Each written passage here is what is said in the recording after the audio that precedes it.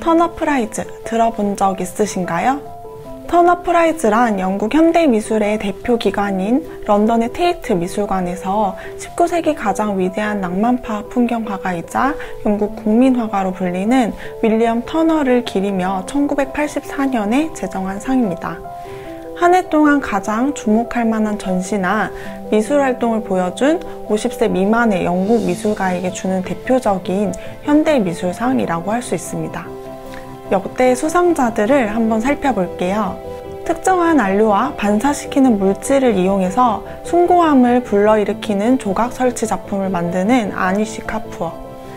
집, 책장 등의 빈 공간을 주물로 떠서 안을 밖으로 뒤집어내는 작품으로 유명한 레이첼 화이트리드. 방부액이 담긴 유리관 속에 박제된 동물을 전시하며 현대미술계의 악동으로 떠올랐던 데미안 허스트.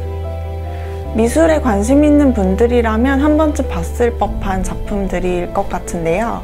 수상자들은 현재 세계 현대미술사의 한 페이지를 장식하는 작가 반열에 올라와 있다고 할 수 있습니다. 그런데 이 터너상을 아니시 카푸어나 데미안 허스트 같은 한 명의 개인으로서 수상받은 게 아니라 18명의 단체로서 최초로 수상받은 이들이 있습니다. 바로 2015년 31회 터너 프라이즈 도시재생 프로젝트 그룹 어셈블입니다. 시상식에 참여했던 영국의 한 신문 기자에 의하면 그들이 터너상 수상자로 호명되는 순간 장내는 좌절의 공기가 감돌았다고 합니다. 장내에 있던 한 예술가는 이렇게 말했습니다. 우리는 터너 프라이즈의 죽음을 목격하고 있다. 그리고 신랄한 기사들도 쏟아져 나왔습니다. 맨부커 상을 구술 시인에게 주는 것과 같은 명백한 에러이다. 말 그대로 파격적인 수상이었는데요. 어셈블, 그들은 대체 누구이고 그들은 어떻게 수상을 하게 된 것일까요? 자세히 한번 살펴볼게요. 어셈블은 건축, 디자인 등 다양한 분야의 청년 18명으로 이루어진 콜렉티브 그룹입니다. 2009년 캠브리지를 졸업한 친구들이었던 그들은 크리스마스 파티에 모여서 그들이 하고 있던 일반적인 건축 디자인 일과는 다른 무언가를 하고자 마음먹게 됩니다. 그리고 이듬해의 여름 각자의 직장에 휴가를 내고 그들의 첫 번째 프로젝트를 시작하게 됩니다. 그들의 첫 번째 이슈가 되었던 것은 버려진 주유소였어요. 그들은 영국에 버려진 주유소가 4천여 개나 있다는 사실의 문제의식을 가지고 머리를 맞대어 고민하고 새로운 상상을 하게 되었습니다. 그리고 2010년 클러큰월에 버려진 주유소를 영화 상영이 가능한 극장으로 재탄생시키는 작업을 진행하게 됩니다. 더 시네롤리움, 이 프로젝트가 어셈블이 있게 한 가장 큰 시작점이라고 할 수 있는데요. 저렴한 산업재료와 기증받은 자재들로 100여 명이 넘는 자원봉사자들과 함께 나무 발판과 자석을 만들고 영화관 전체를 감싸는 거대한 방음 커튼을 일일이 재봉해서 만든 시네롤리움은 사람들에게 특별한 장소에서의 영화 감상 경험을 선물하는 곳으로 재탄생했습니다.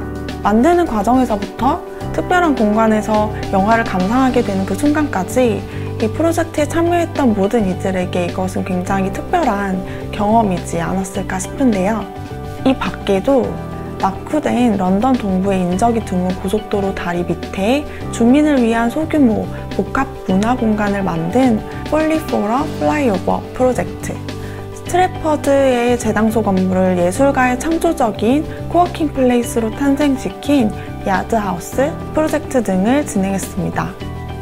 그 중에서도 2010년부터 현재까지 이어져 오고 있는 그랜비포 스트리트라는 프로젝트는 어셈블이 당시에 터너상을 받게 되는데 가장 크게 기여했던 프로젝트라고 할 수 있습니다.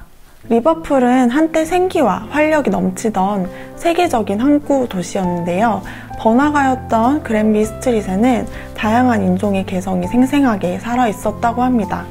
하지만 산업구조의 변화에 따른 대량 실업과 1981년에 폭동까지 일어나면서 급격하게 낙후된 도시로 바뀌게 되었어요.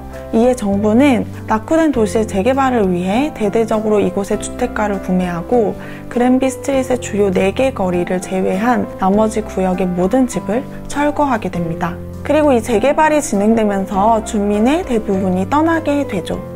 그런데 이 지역을 끝까지 지키고 있었던 주민들은 지속적으로 도시를 살리기 위해서 다양한 캠페인과 자발적인 도시 관리 활동을 펼치게 되는데요. 이들은 그랜비 포 스트리트 커뮤니티 랜드 트러스트라는 주민 토지 신탁을 결성을 하고 바로 이 단체가 어셈블에게 도시재생 프로젝트를 의뢰하면서 그랜비의 놀라운 재생이 시작되었습니다. 어셈블은 피폐해진 동네에 예술을 통해서 새로운 활력을 불어넣고자 했습니다. 그렇게 하기 위해서 무작정 새로운 디자인을 던져놓기보다는 지역 사람들에 의해서 창의적인 행동이 자연스럽게 일어나는 동네로 변화시키는 것을 중요하게 생각했습니다. 그래서 이들은 30여 년 이상 방치된 낡은 집 10개를 지역 주민들과 함께 5년에 걸쳐서 수리하며 일자리를 창출하기도 하고 주민 공유 공간을 만들어서 주민들이 DIY 정신을 기를 수 있는 워크숍을 제공하기도 했습니다. 또한 너무 파손이 심해서 수리가 불가능한 집은 윈터 가든이라는 실내 정원으로 만들었고요. 여기서 지역 예술가와 디자이너들이 지역의 폐자원들을 업사이클한 작품을 생산할 수 있도록 했습니다. 이들은 이곳에서 부서진 돌과 벽돌 등 건축 폐자재로 벽난로나 테라코타 조명을 만들기도 했고 쉽게 구할 수 있는 흙으로 타일과 그릇, 컵 등을 만들기도 했습니다. 그리고 현재는 국제적으로 쓰이게 된 독특한 건축 도자기를 판매하고 있는데요. 지역 주민들은 이 제품들의 생산에 참여하고 이를 통해 얻은 모든 수익은 지역 주민을 고용하고 훈련시키는 사업에 다시 쓰이고 있다고 합니다. 이렇게 어셈블의 활동이 터너상을 수상했던 그동안의 작가들과는 다르다는 걸 여러분도 느끼시나요? 네, 바로 어셈블이 도시재생 프로젝트 그룹이라고 불리는 이유가 여기에 있습니다.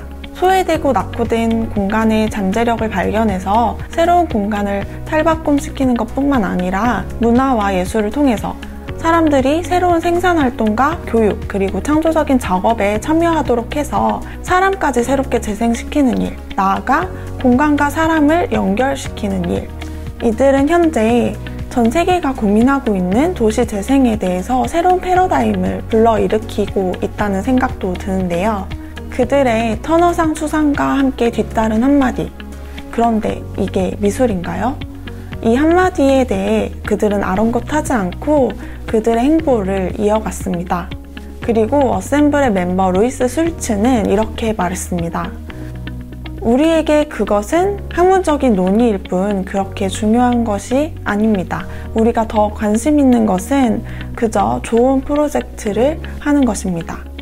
그리고 어셈블의 또 다른 멤버 마리아가 이렇게 말했습니다. 이것은 종종 그저 정말 좋은 배관 공사를 하는 것과 같다. 그들이 중요하게 여기는 가치가 무엇인지 알만한 대목인 것 같은데요. 현재 리버풀 지역에는 그랜비 거리를 부시고 없앴다면 절대 알 수 없었을 경험과 이야기가 남았습니다. 그리고 여전히 지속되고 있다는 점에서 또 다른 가능성들을 가지고 있고요.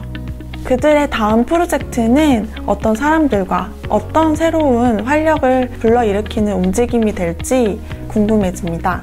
그리고 다시 한번 여러분에게도 질문을 하고 싶어요. 그런데 이것은 정말 미술일까요?